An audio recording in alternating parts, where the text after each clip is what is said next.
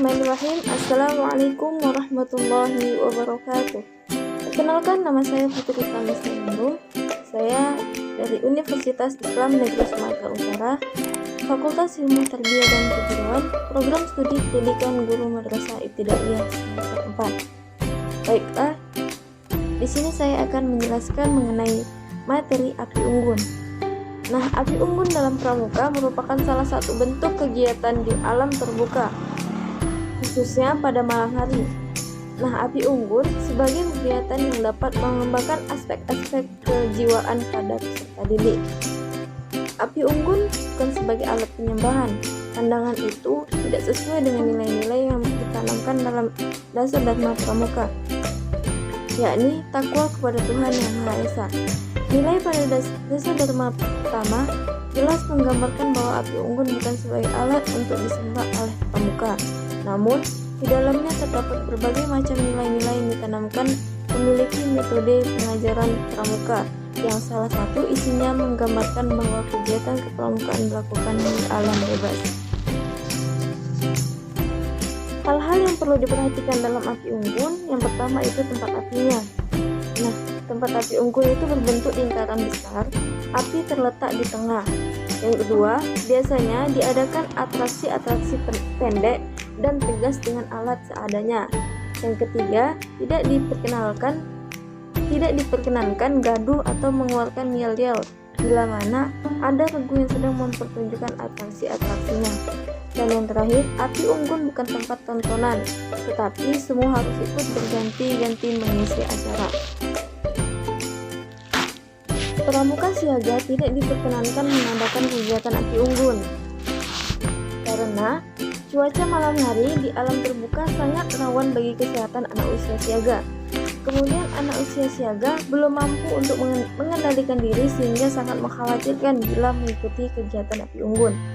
Dan yang terakhir, kegiatan pengganti api unggun untuk siaga dapat dilaksanakan pada siang hari dalam bentuk peserta siaga, panggung gembira, gerak, lagu, dan sebagainya. Nah, nilai pendidikan dari api unggun diantaranya yang pertama itu mempererat persaudaraan, kedua memupuk kerjasama, ketiga menambah rasa keberanian dan kepercayaan diri, keempat membuat suasana gembira, kelima mengembangkan bakat dan kreativitas, keenam memupuk disiplin bagi pelaku. Kemudian ada macam-macam bentuk api unggun. Yang pertama itu bentuk piramida segitiga. Nah, adapun bentuk yang pertama adalah bentuk piramida segitiga dengan cara penyusunannya, yaitu kayu disusun segitiga sama sisi, makin ke atas segitiganya semakin kecil, sehingga di tengah tumpukan kayu terdapat rongga. Di rongga tersebutlah ditaruh bahan yang mudah terbakar, misalnya jerami.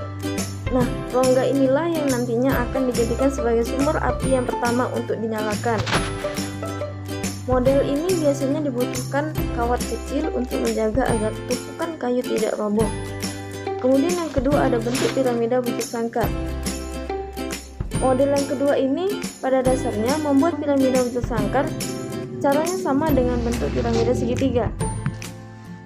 Nah, yang membedakan terletak pada bentuk penyusunannya yang berupa bujur sangkar.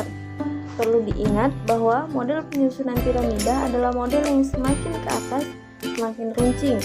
Model bujur sangkar dalam penataan kayu umumnya ditidurkan, tidak disusun ke atas. Nah, yang ketiga ada bentuk pagoda tegak. Di bentuk ini model kayunya basah dan kering, ditatanya tegak. Yang pertama-tama itu pembaca membuat gawang terlebih dahulu sebagai tempat penyandar kayu dari bahan yang tidak mudah terbakar. Yang kedua, kayu disandarkan pada gawang, misalnya kayu atau bambu basah. Dan yang ketiga, dalam rongga antar kayu ditaruh bahan bakar yang mudah terbakar. Yang keempat, bentuk pagoda roboh. Nah, bentuk yang paling sederhana yang mungkin saja sering pembaca praktikkan ketika membakar kayu, tetapi tidak menyadari bahwa bentuk tersebut adalah bentuk pagoda roboh. Nah, adapun cara membuatnya, Yang pertama, kayu kering ditetapkan di tanah, ujung-ujungnya bertemu di tengah sehingga pangkalnya di luar membentuk lingkaran. Nah, yang kedua, agar ujungnya cepat terbakar, di tempat pertemuan tersebut dapat dibuat lubang dan diberi bahan bakar yang mudah terbakar. Yang kelima, bentuk kursi. Nah, bentuk kursi ini adalah bentuk api unggun yang mungkin saja pembaca jarang ditemui. Karena bentuk ini biasanya digunakan apabila ingin bertiup kencang dari satu arah. Langkahnya membuatnya pun tidak terlalu sulit ataupun rumit. Namun sedikit perlu kesabaran.